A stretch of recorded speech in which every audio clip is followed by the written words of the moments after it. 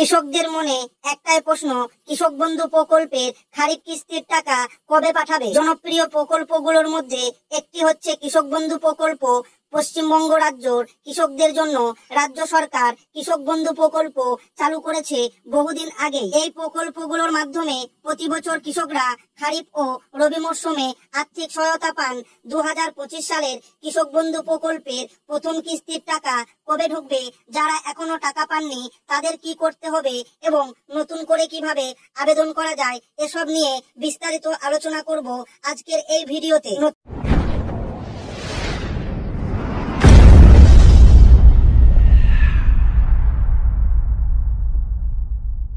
ভাবে কেউ আবেদন করতে চাইলে তাদের কৃষি অফিসে গিয়ে ফর্ম জমা করতে হবে। আবেদন করার সময় যেসব নথিপত্র দরকার হবে: আধার কার্ড, ভোটার কার্ড, জমির খতিয়ান বা পাট্টা, ব্যাংকের পাসবুকের প্রথম পাতার কপি, পাসপোর্ট সাইজ ছবি। আবেদন সাবমিট করার পর সমস্ত তথ্য যাচাই করা হয়।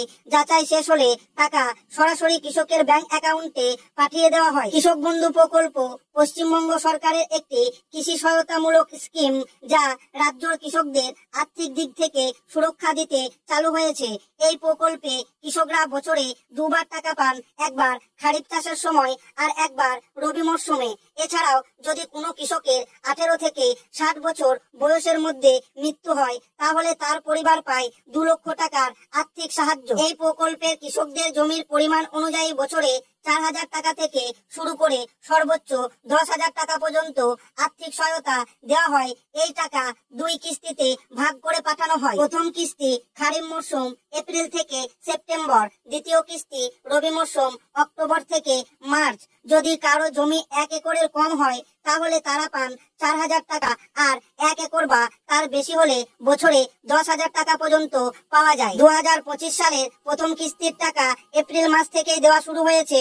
অনেকে ইতিমধ্যে টাকা পেয়ে গেছেন, তবে যারা এখনো টাকা পাননি তাদের জানানো হয়েছে যে কিছু ক্ষেত্রে ব্যাংক অ্যাকাউন্টের তথ্য ভুল থাকায় টাকা পাঠানো যায়নি। সঠিক তথ্য আপডেট করলে পরবর্তী পর্যায়ে তাদের টাকাও পাঠিয়ে দেওয়া হবে। 2025 সালে এখনো পর্যন্ত রাজ্য সরকার কৃষক বন্ধু প্রকল্পে টাকা দেওয়ার নির্দিষ্ট কোনো তারিখ জানায়নি কৃষি দপ্তর। তবে সবকিছু ঠিকঠাক থাকলে 25 জুনের মধ্যে টাকা কৃষকদের অ্যাকাউন্টে পৌঁছে যাবে।